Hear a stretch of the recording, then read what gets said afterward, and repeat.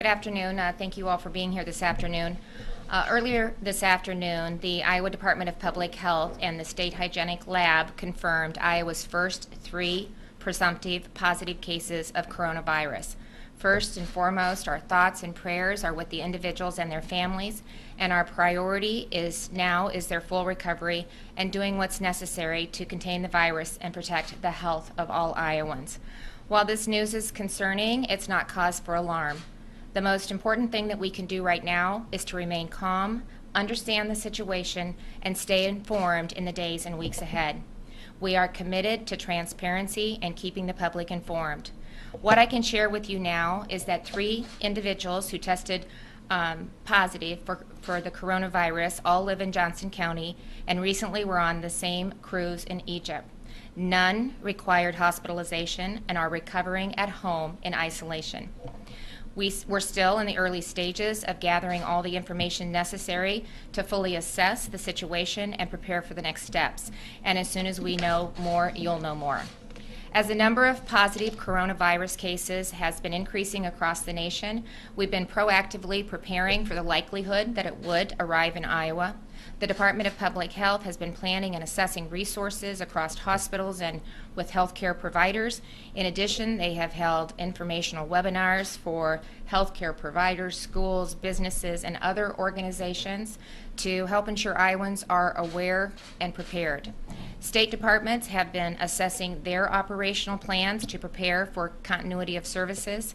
And earlier this week, I directed the State Emergency Operations Center to partially activate in preparation. Given today's developments, I have ordered that the SEOC is now fully activated so that we can coordinate a statewide response to best meet the needs of Iowans during this time. With me today are leaders from Iowa Public Health, Homeland Security, and the Iowa National Guard, who will provide more information about the situation and answer your questions. I want to thank them and their teams for all that they've done and all that they will continue to do to monitor and manage the developing situation. In addition to the work we're doing at the state level, we are also engaged at the federal level through the President's Coronavirus Task Force that's led by Vice President Mike Pence, and we are in contact with other governors and leaders in our neighboring states and across the country that are actively managing coronavirus cases as well. I want Iowans to know that I am confident we are prepared, that we take this situation seriously, and we will manage it responsibly. I ask the same of every Iowan. The most important thing that you can do is to stay informed, know the facts about the virus, how to prevent it, and what to do if you are sick. So now I want to introduce Director Claybaugh, who's the director of the Iowa Department of Public Health, and he will provide some additional information about today's developments and what we can expect going forward. Dr. Claybaugh? Governor, thank you. Good evening. As the Governor mentioned, today we became aware of a presumptive positive COVID-19 test for 3 individuals who were all on a cruise in Egypt. The cruise ran from February 17th to March 2nd, and all 3 of these individuals returned to their residences in Johnson County on March 3rd. Upon feeling ill, all 3 individuals sought care at a healthcare facility, were evaluated, had mild illness, and were appropriately sent home. The 3 are currently isolated in their homes. Public health and healthcare partners are doing what they're trained and equipped to do to protect patients, themselves, and the community. As of today, we have approved testing for 37 people through the State Hygienic Laboratory. Of those 37, there are the 3 above mentioned positives, 26 negative tests, and 8 tests that are pending.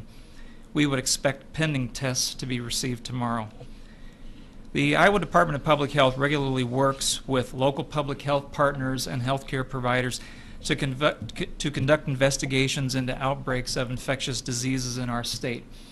My staff is currently in the process of working with these patients and their healthcare providers to understand the history of exposures for these 3 COVID-19 patients. This work will enable the department to implement necessary public health activities to mitigate the spread of COVID-19 disease in Iowa. While this particular investigation is unique due to the international spread of the virus, Infectious disease outbreak investigations are a routine part of the public health work. As our investigation reveals additional details about these cases, our department will continue to share messaging to protect the health of Iowans. We will work diligently to determine whether there is anything specific Iowans need to do to keep themselves healthy. It's important to understand that the identification of these 3 cases at once will take time for us to begin our investigation, evaluate, and that will take time. We do expect more cases will be identified in the coming days and weeks, and will continue to communicate as those circumstances arise. In addition to working with local public health agencies to gather information, we will continue to work with our federal partners, continue partnering with the State Hygienic Laboratory at the University of Iowa for sampling and testing of additional potential cases that are identified. I'll now turn things over to Dr. Caitlin Pedati, our State Medical Director, to provide a little more information. Thank you. I want to start by acknowledging, of course, that it's unfortunate that we've identified COVID-19 cases here in Iowa, but as you've heard from Governor Reynolds and Director Claybaugh, this is something that we've been working to prepare for a while. I also want to take the time to say that we all wish the affected individuals a speedy recovery, and we're going to continue to be supportive of them through the coming days as well as of their community. Again, as you heard from Governor Reynolds and Director Claybaugh, the Iowa Department of Public Health has been working closely with our partners throughout the state to prepare for how to identify and investigate these kinds of patients. And we're going to continue to do this kind of work in the coming weeks for COVID-19, as well as for a variety of public health issues like we always do. Again, as a reminder, when we talk about COVID-19, this is a newly identified virus that was first identified in China in December of 2019, found to cause fever and respiratory problems, and has now demonstrated spread from person to person in a variety of jurisdictions across the globe, including, unfortunately, here in the United States. I also want to emphasize that when we talk about this virus, there's a lot we don't yet know, and we're continuing to learn and continuing to work with our partners to learn more. There are some things we do understand. We think that this virus is spread through droplets, which means an infected person who might cough or sneeze, and then liquid droplets would land in the eyes, mouth, or nose, or even be inhaled by somebody nearby. And so that's why we give a lot of the public health advice that we continue to offer when we talk about things like washing hands and staying home when you're sick.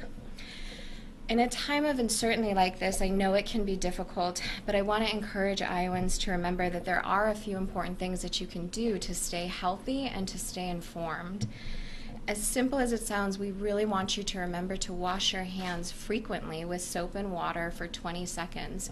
We advise that you do this often, and particularly before eating or touching your eyes, mouth, or nose. We also want to reinforce that it's really important for a variety of reasons to stay home from school and work when you're ill. That will help prevent the spread of many types of illnesses. And finally, we want you to stay informed. We want you to know that your local and state public health partners are going to continue to work on this evolving issue, and you can visit our webpage as well as reach out to some of the contact lines that we'll be describing for you, including a 211 call center that we've set up for the public. Thank you.